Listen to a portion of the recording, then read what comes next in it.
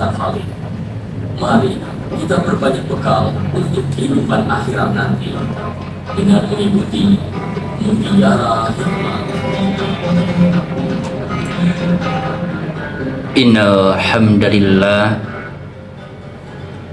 nahmaduhu wa nasta'inuhu wa nastaghfiruh wa na'udzu billahi min syururi anfusina wa min sayyiati a'malina may yahdihillahu fala mudhillalah wa may yudlil fala hadiyalah. Asyhadu an la ilaha illallah wa asyhadu anna Muhammadan abduhu wa rasuluh alladzi la nabiyya ba'da. Allahumma salli wa sallim ala nabiyyina Muhammadin wa ala alihi wa ashabihi wa man tabi'ahum bi ihsanin ila yaumiddin. Faqala Allah ta'ala fil Qur'anil Karim, a'udzu billahi minasyaitonir rajim. Ya ayyuhalladzina amanu taqullaha haqqa tuqatih wa la tamutunna illa wa antum muslimun. Rabbi srahli sadri wa yassirli amri wahlul 'uqdata min lisani yafqahu qawli. Alhamdulillah, segala puja dan puji hanyalah milik Allah Subhanahu wa ta'ala yang masih memberikan kepada kita lentera keimanan dan menghujamkan hidayah dalam relung-relung jiwa kita, sehingga kita masih diperkenankan untuk bersujud kepada Allah Subhanahu wa ta'ala, dan itu merupakan sebuah anugerah yang terbesar pada hakikatnya, karena itulah yang akan menjadi sebuah pelumas dari kebaikan-kebaikan, sebuah jembatan agar kita mendapatkan kenikmatan surga di akhirat kelak. Sebuah ibadah yang dimana hal itu menjadi sebuah pelumas agar Allah memberikan rahmatnya kepada kita, karena tanpa rahmat Allah maka sungguh amalan-amalan kita tidak bisa membayar nikmat surga yang begitu besarnya dan tak terhingga. Bahkan ibadah kita jika dibandingkan dengan nikmat satu mata kita, maka sungguh itu juga belum bisa membayar nikmat Allah yang hanya satu mata saja. Rekan Dakta, kembali lagi dalam program Mutiara Hikmah, insya Allah dalam 1 jam ke depan. Masih di Dakta Radio, bijak berinformasi, cerdas berinteraksi. Satu suara berjuta telinga. Bersama saya Misbahuddin, anggota pimpinan daerah Persatuan Islam Persis Kota Bekasi. Rekan Dakta yang dirahmati oleh Allah Subhanahu wa ta'ala, pada episode kemarin kita membahas sama-sama belajar membuka akal pikiran kita, membuka hati kita untuk berselancar dalam hikmah dan mutiara terpendam di dalam Islam, sehingga Islam ini menjadi sebuah siraman ruhani yang menjadikan siapapun itu yang tersibgoh jiwanya, yang terwarnai dengan warna Islam dalam jiwanya, maka akan berubah menjadi pribadi yang sungguh luar biasa. Ketika iman masuk ke dalam relung-relung jiwa mereka, para sahabat Rasulullah, dan cahaya iman itulah yang mengubah segalanya. Iman mereka yang menghasilkan sebuah ketenangan yang luar biasa dalam perjuangan Islam, sebuah keberanian dan sebuah pengorbanan yang sungguh luar biasa, yang hal ini tidak bisa dipahami oleh logika mereka yang tidak beriman. Energi kekuatan iman inilah yang melahirkan kader-kader penerus Rasulullah yang memiliki militansi yang tinggi. Setiap kata-katanya bagaikan petir yang menyambar jiwa-jiwa yang tunduk pada dunia, yang diperbudak oleh dunia, kekuasaan, dan kepentingan-kepentingan yang lainnya. Maka kualitas iman yang teguh dan kokoh, kokohnya gunung, batu yang tidak bergeming sedikit pun ketika badai angin menghampiri. Ini menjadi sebuah gambaran dari kualitas keimanan para sahabat Rasulullah, dan inilah yang akan menjadi tonggak perubahan, menjadi sebuah pemantik Islam menjadi peradaban yang membawa kedamaian, yang membawa kebahagiaan. Maka sebelum kita melanjutkan bagaimana proses dari kekuatan iman ini melahirkan para sahabat yang bermilitansi luar biasa, maka kita akan melihat sejenak, kita mencoba membuka lembaran masa lalu pada peradaban dunia, yang dimana peradaban-peradaban itu telah lahir sebelum Islam, agar kita bisa memahami bagaimana proses dari peradaban yang rahmatan lil alamin, bagaimana Islam menjadi sebuah sistem, menjadi sebuah peradaban yang luar biasa, yang hal ini berbeda jauh dengan peradaban yang lahir di Persia maupun di Romawi. Maka dahulu kala kita mengetahui sebelum Amerika ditemukan, sebelum benua ini berpecah belah, ya, ketika orang berbicara tentang dunia pada saat itu, maka bukanlah seperti benua-benua yang sekarang ada. Jadi dulu benua-benua itu masih menyatu. Maka kawasannya itu disebut sebagai pertengahan dunia. Dahulu benua-benua yang kini terpencar sungguh merupakan suatu daratan yang besar yang menyatu yang disebut Pangaya. Berdasarkan teori geografi, ternyata pergeseran lempeng benua ini setiap tahun bumi mengalami pergeseran. Jadi asalnya itu pulau-pulau bersatu yang dinamakan dengan Kepulauan Pangaya, dan setiap tahunnya ternyata menurut penelitian geografis, ya, bergeser sekitar 11 cm per tahun. Maka kita dapati di beberapa belahan dunia ada sebuah seperti seperti lembah atau mungkin selokan yang memang besar, sehingga menjadi sebuah tempat yang dimana hal ini menjadi sebuah hal yang menakjubkan, bagaimana bumi manusia pada masa itu melihat sebuah pergeseran bumi yang begitu jelas gitu. Nah, maka menurut pandangan sebagian ahli, para peneliti klasik, pusat Pangaya ini berada di kawasan Jazirah Arab ternyata pusatnya, ya. Maka disebut dengan Center of the World, pusat dunia, sebuah rahim peradaban.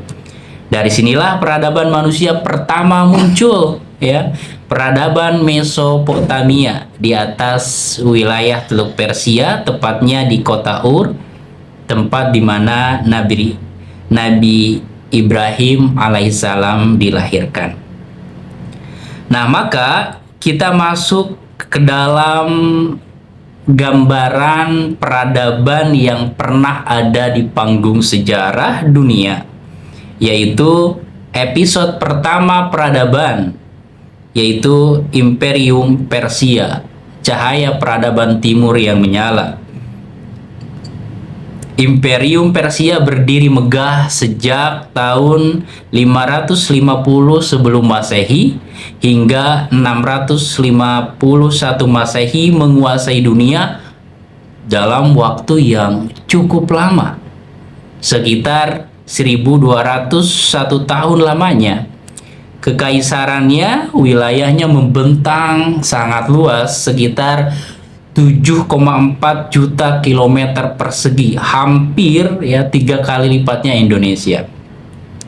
Wilayahnya mencakup seluruh kawasan yang kini dikenal dengan Iran, sebagian besar Turki, Yunani, Persia, dan kawasan Asia Tengah. Namun menariknya, jadi Jazirah Arab ini tidak ditaklukkan oleh mereka tidak mempunyai sebuah tidak memiliki sebuah keinginan ya untuk menaklukkan Jazirah Arab ya. Ini yang menarik, karena bukan karena kuatnya perlawanan ya, melainkan karena Jazirah Arab pada saat itu dianggap tak bernilai, hanya hamparan pasir tandus tanpa sumber daya. Nah, ini menjadi sebuah poin hikmah yang kita dapat ambil, bagaimana kebesaran Allah Subhanahu wa Ta'ala, yang dimana Allah menempatkan Ka'bah ya di tanah yang gersang pada saat itu ya, agar manusia datang benar-benar karena menginginkan sebuah taqarrub ilallah, hanya semata-mata ingin mencapai keridhaan Allah Subhanahu wa Ta'ala.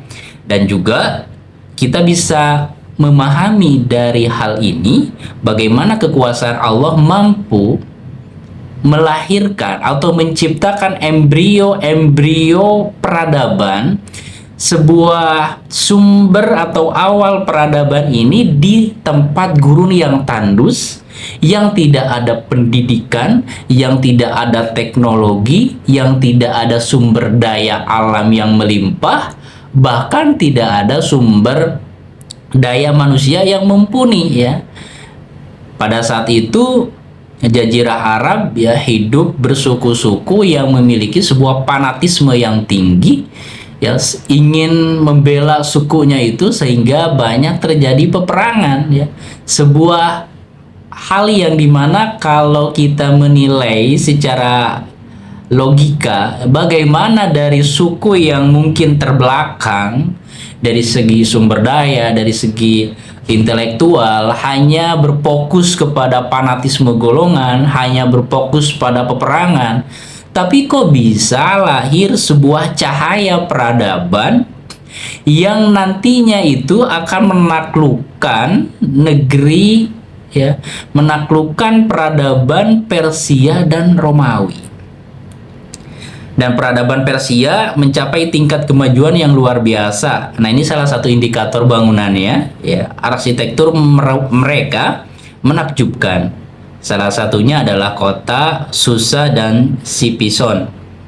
Cisipon ini atau Madain ya, dikenal sebagai kota-kota metropolitan. Jadi dalam sisa artefaknya itu, bagaimana ada sebuah gerbang yang begitu menjulang tinggi, bahkan di kota Cisipon ini sampai gerbangnya itu tingginya hampir 60 meter tingginya dengan bentuk yang melengkung. Bayangkan zaman dahulu yang jika kita melihatnya dari era modern, ini canggih. Bagaimana di zaman dulu mampu membuat sebuah gerbang yang begitu tinggi, 60 meter tingginya, dengan sebuah kerumitan yang kompleks. Nah, ini menjadi indikator peradabannya. Nah, Selanjutnya ada juga ya peradaban Imperium Romawi, kejayaan Barat ya, yang nanti akan menjadi sebuah saingan untuk peradaban Persia. Setelah Persia itu lahirlah Imperium Romawi. Ini kayak anak muda gitu, kayak junior yang dia lahir ke muka bumi ini dan dengan semangat mudanya ini menyaingi peradaban Persia, sehingga nanti akan lahir terjadi sebuah pertempuran perebutan kekuasaan antara Romawi dan Persia. Nah, salah satu hal yang menarik rekan dakta yang dirahmati oleh Allah Subhanahu wa taala, di negeri Romawi ya, di peradaban Romawi ini membangun Kolosium, salah satu keajaiban dunia, dan bukan sekedar bangunan hiburan, tetapi ini menjadi simbol adanya sebuah proyek pencitraan politik gitu. Jadi bukan hanya zaman sekarang yang ada pencitraan diri, pencitraan ya, apalagi di dunia politik itu menjadi sebuah bumbu yang sangat gurih gitu.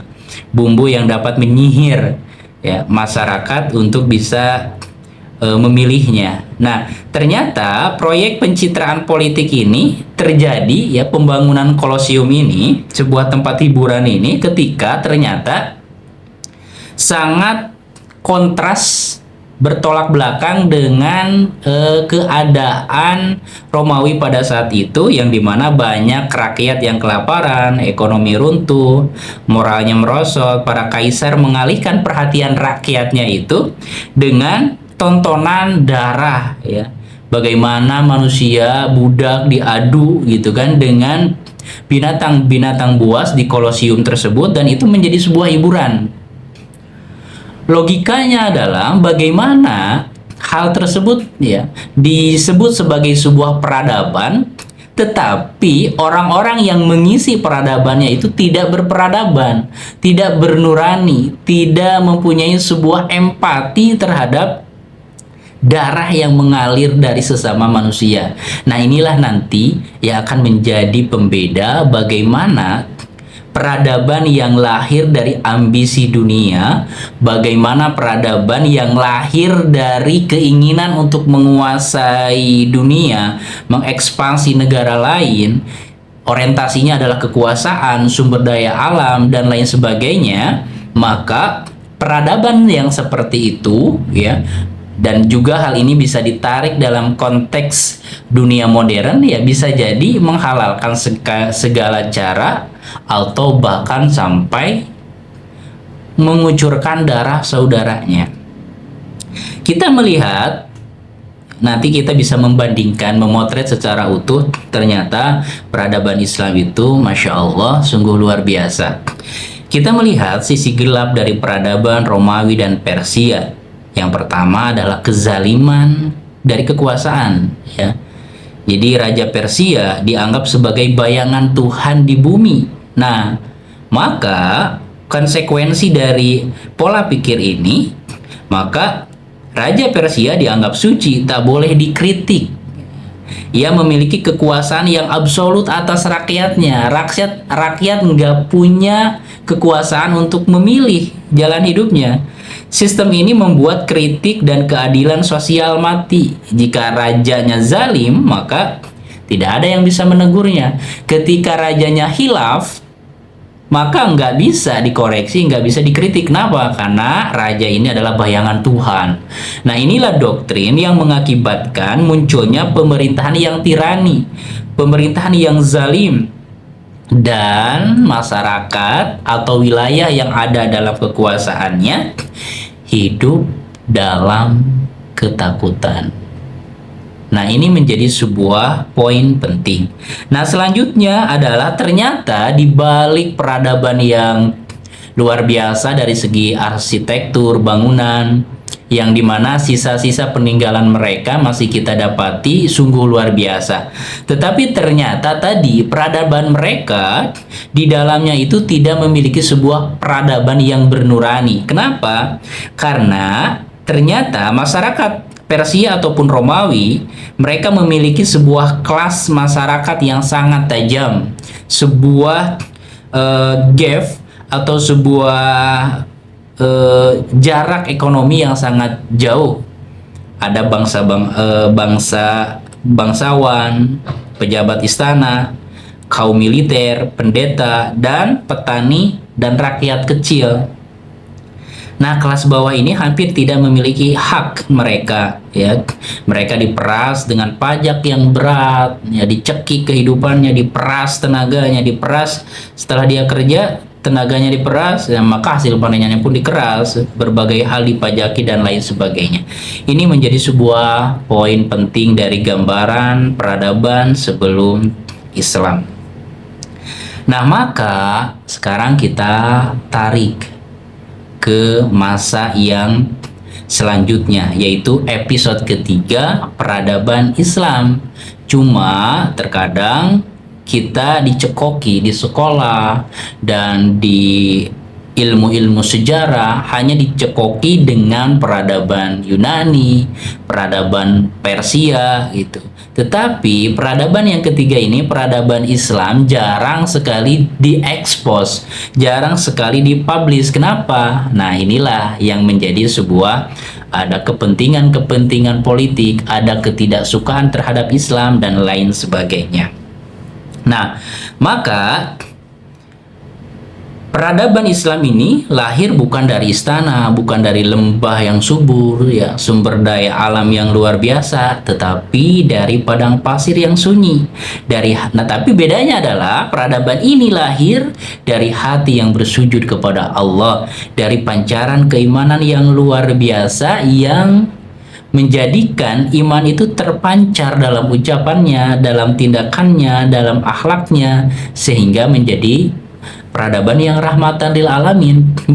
Bahkan dalam salah satu penggalan sejarah ada wilayah yang dimana wilayah itu masuk dalam wilayah Romawi, tetapi ternyata masyarakatnya itu pengen banget wilayahnya itu dikuasai Islam. Kenapa? Karena mereka merasa tertindas, mereka merasa terzalimi dengan apa yang dilakukan oleh pemerintahan Romawi. Jadi mereka itu welcome banget agar Islam masuk ke wilayahnya, dan Islam datang ke suatu tempat bukan untuk mengeksploitasi alamnya, bukan untuk mengeksploitasi orang-orangnya, tetapi di mana Islam hidup, maka Islam memberikan kehidupan, ketenangan, dan kedamaian. Islam tidak hanya menaklukkan negeri tetapi menaklukkan hati. Ini yang penting, ya. Tidak hanya membangun kota, ya, arsitektur yang luar biasa, tetapi juga membangun peradaban jiwa yang punya nurani, yang berempati, yang diliputi oleh rasa kasih dan sayang kepada sesama. Dari sinilah lahir Baghdad, ya, Cordova, Kairo, dan Damaskus menjadi pusat ilmu, cahaya, keadilan yang menerangi dunia selama berabad-abad lamanya. Nah, maka di sini kita mendapati bagaimana pondasi yang Rasulullah Shallallahu Alaihi Wasallam buat pondasi untuk menjadi tonggak peradaban Islam. Ya, jadi ketika Rasulullah hijrah ke Madinah, maka disinilah Rasulullah membangun 3 pondasi utama untuk menopang Islam rahmatan lil alamin. Rasulullah membangun Masjid Nabawi bukan hanya sebagai tempat ibadah, tetapi ternyata sebagai tempat pendidikan, balai musyawarah, dan lain sebagainya.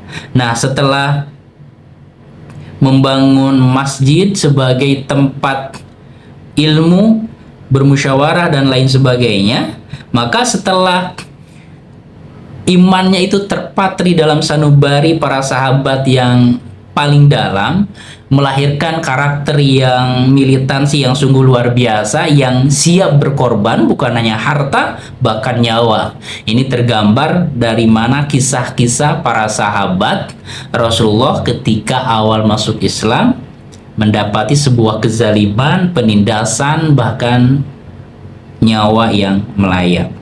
Nah, setelah iman kuat, maka orientasi kehidupannya itu akan lebih dekat dengan apa yang Allah ridhoi, Jadi keriduan Allah, apa yang Rasulullah Shallallahu Alaihi Wasallam sabdakan itu menjadi standar indikator kehidupannya. Contohnya adalah ya, la yu'minu ahadukum hatta yuhibba li akhihi ma yuhibbu li nafsi. Tidak dianggap sempurna iman seseorang sehingga menyayangi saudaranya seperti menyayangi dirinya sendiri. Maka disinilah dari pondasi iman yang kuat melahirkan mindset yang benar, maka selanjutnya adalah terwujudnya sebuah persaudaraan yang luar biasa yang saya kira ini tidak didapati di kehidupan-kehidupan atau peradaban-peradaban yang lain. Bagaimana ketika kaum muslimin ya, muhajirin datang ke Madinah disambut baik oleh kaum Ansor yang menawarkan tanahnya, bahkan menawarkan istrinya dan lain sebagainya, sungguh luar biasa.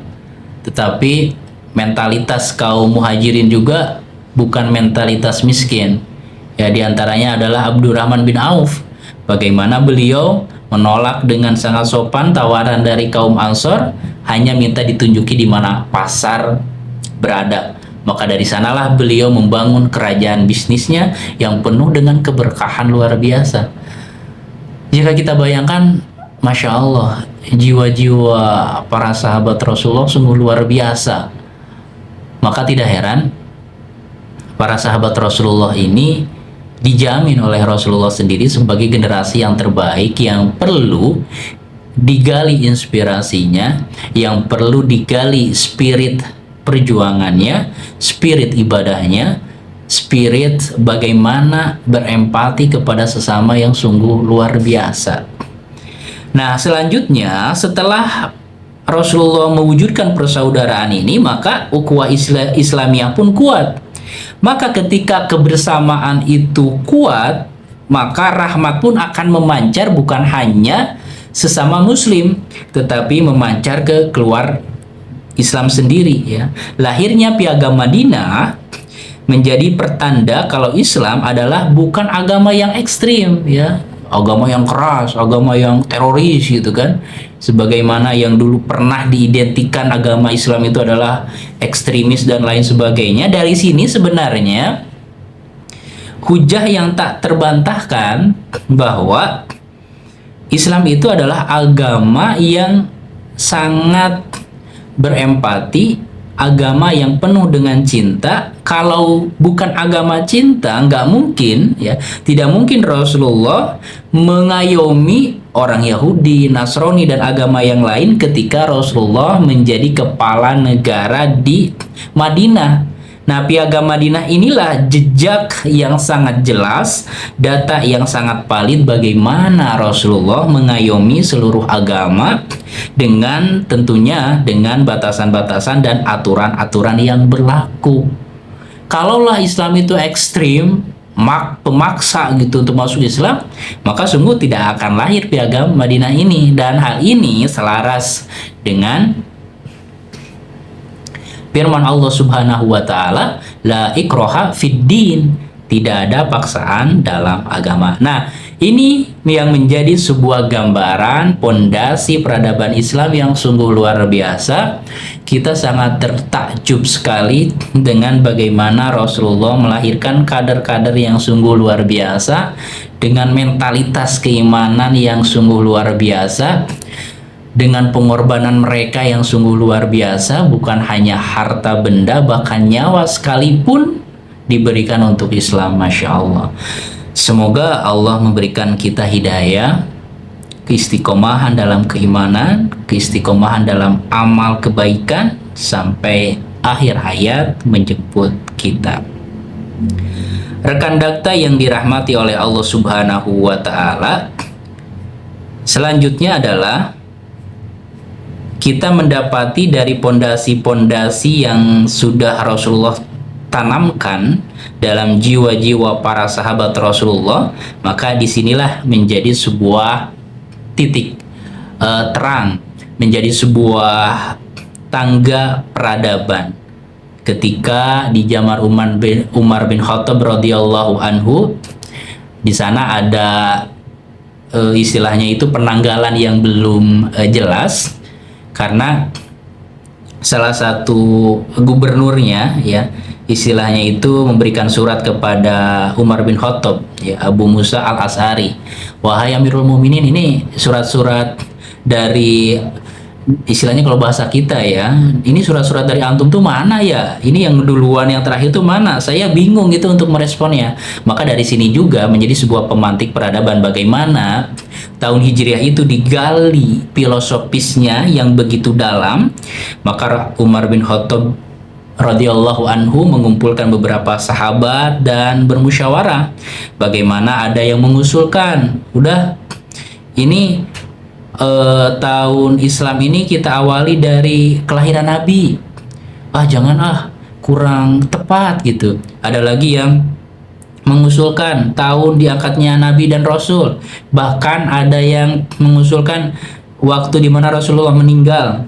Tapi Ali bin Abi Thalib radhiyallahu anhu dengan ketajaman akal pikirannya, dengan kebeningan imannya, dengan cerah jiwanya itu mengatakan, dari hijrah Rasulullah kita mulai menghitung tahun, karena hijrah adalah pemisah antara kebenaran dan kebatilan, antara masa gelap dan masa cahaya. Nah, maka dari sini kita bisa mendapati bagaimana kaderisasi Rasulullah dalam mencetak pola pikir, dalam mencetak mindset para sahabatnya sungguh luar biasa. Nah, ini salah satu petikan dari beberapa tangga pembangunan peradaban Islam pada saat itu. Nah, selanjutnya kita melompat kepada masa keemasan Islam, yang dimana Baghdad yang merupakan ibu kota Irak menjadi sebuah lentera peradaban pada saat itu, sekitar tahun 762 sampai 1258 Masehi. Pada suatu masa ketika dunia masih tenggelam dalam kabut kebodohan, ya, malam yang begitu gelap menyelimuti benua Eropa, bahkan ternyata rekan Dakta bisa melihat informasi, membaca informasi zaman dahulu, ternyata ketika Islam berada dalam puncak kejayaan, ya, di Eropa ini ada sebuah tradisi yang unik kalau dilihat dari kacamata sekarang. Ternyata para penduduknya itu jarang mandi, dan bahkan sanitasi yang buruk. Ketika mereka ingin buang hajat, mereka menyimpan dalam sebuah kotak di salah satu ujung rumahnya, dan kadang setelah penuh mereka melemparkannya ke jalan begitu saja. Mohon maaf, ini menjadi sebuah potret kecil bagaimana kehidupan Eropa pada saat itu.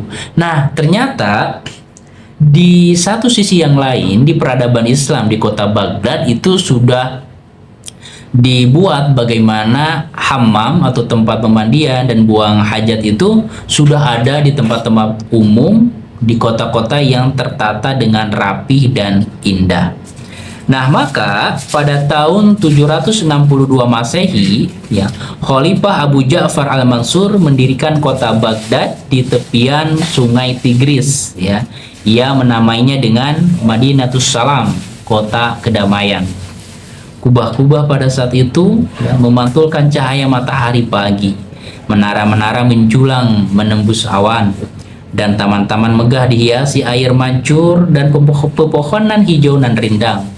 Tempat para pemikir, filosof berdiskusi, berdialektika, menggali ilmu ulama, dan lain sebagainya. Anak-anak pun belajar Al-Quran dan lain sebagainya.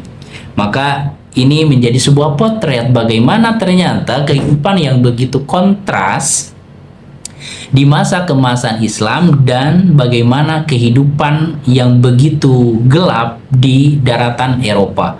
Maka para sejarawan menamainya adalah The Dark Age, masa kegelapan Eropa.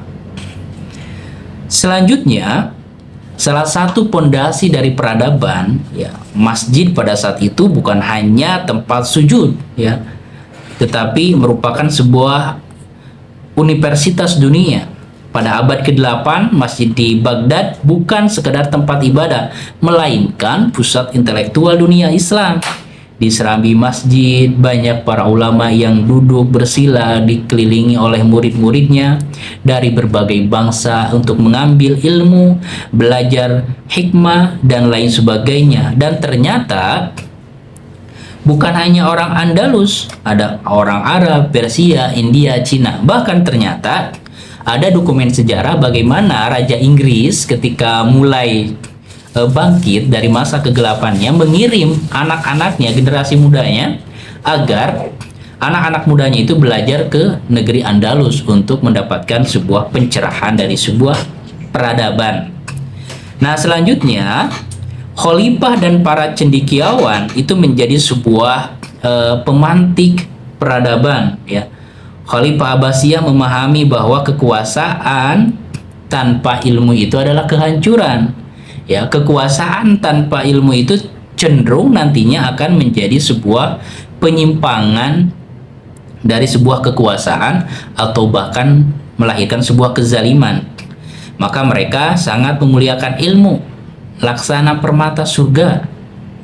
Pada masa Harun ar-Rasyid 786 sampai 809 Masehi, Baghdad mencapai puncak kemakmuran yang besar. Ia dikenal bukan karena jumlah tentaranya saja, melainkan karena kecintaannya pada ulama dan ilmuwan.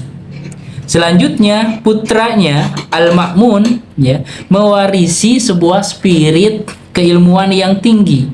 Dari sinilah kita bisa memahami bagaimana wahyu yang pertama turun, ya, Iqra bismi rabbikal ladzi khalaq, ya, bacalah dengan nama Tuhanmu yang menciptakan.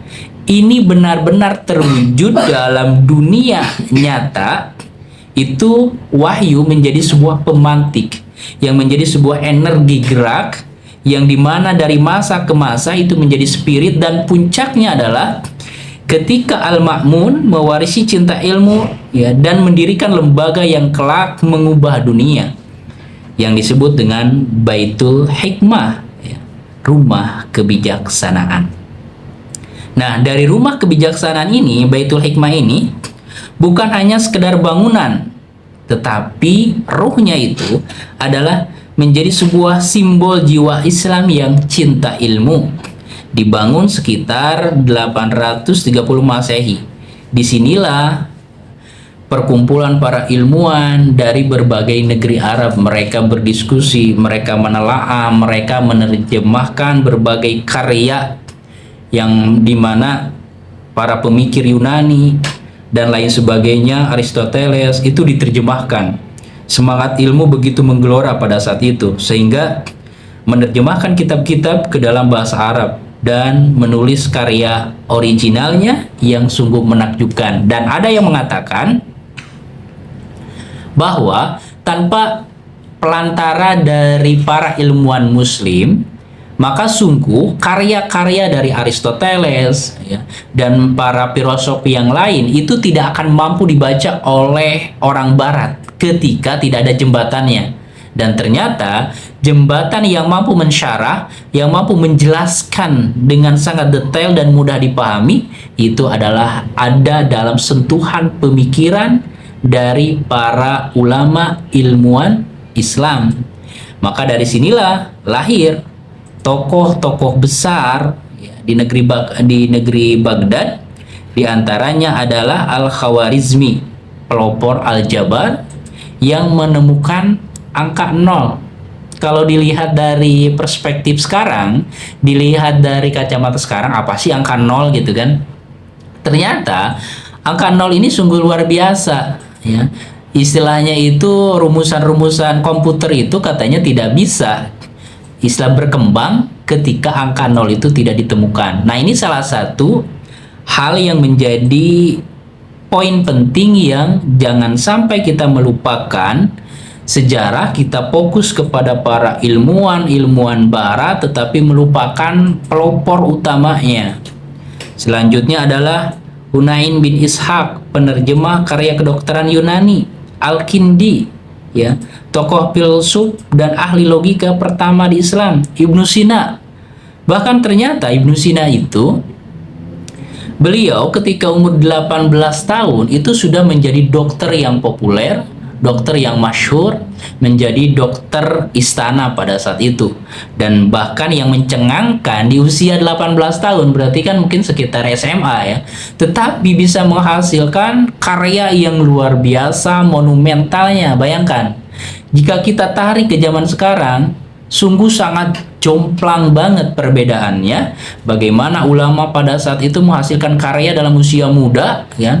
Dan bahkan Ibnu Sina ini mengarang sebuah kitab Qanun Fit-Tib, sebuah kaidah-kaidah dari pengobatan. Dan yang sangat amazing, luar biasa, masya Allahnya itu adalah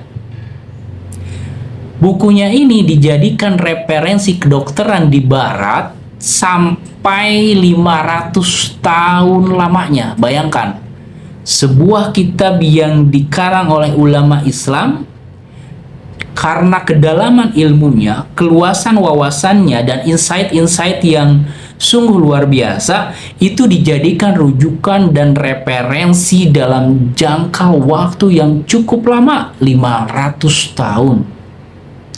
Nah, inilah bagaimana dari percikan keimanan menuju sebuah cahaya peradaban. Nah, rekan dakta yang dirahmati oleh Allah Subhanahu wa Ta'ala, mungkin inilah sebuah potret sederhana bagaimana kita bisa melihat dari percikan-percikan iman, dari kaderisasi yang dilakukan oleh Rasulullah dengan bimbingan wahyu, mampu melahirkan sebuah kader-kader yang sungguh luar biasa. Dan seiring berjalannya waktu, Islam meluas dan banyak masyarakat yang mencium aroma keindahan Islam, sehingga mereka sangat terbuka hatinya agar Islam hidup di tempatnya dan memberikan kehidupan yang sungguh luar biasa. Demikian rekan dakta yang dirahmati oleh Allah Subhanahu wa Ta'ala, semoga ini memberikan sebuah renungan untuk kita bersama agar kita lebih meningkatkan kualitas keimanan dan keilmuan kita dan keistiqomahan kita dalam beramal, sehingga hal ini menjadi sebuah bekal untuk kita kembali kepada Allah Subhanahu wa Ta'ala. Demikian rekan dakta yang dirahmati oleh Allah Subhanahu wa Ta'ala, saya Misbahuddin mohon pamit undur diri dari ruang dengar dakta sekalian. Demikian, Assalamualaikum warahmatullahi wabarakatuh.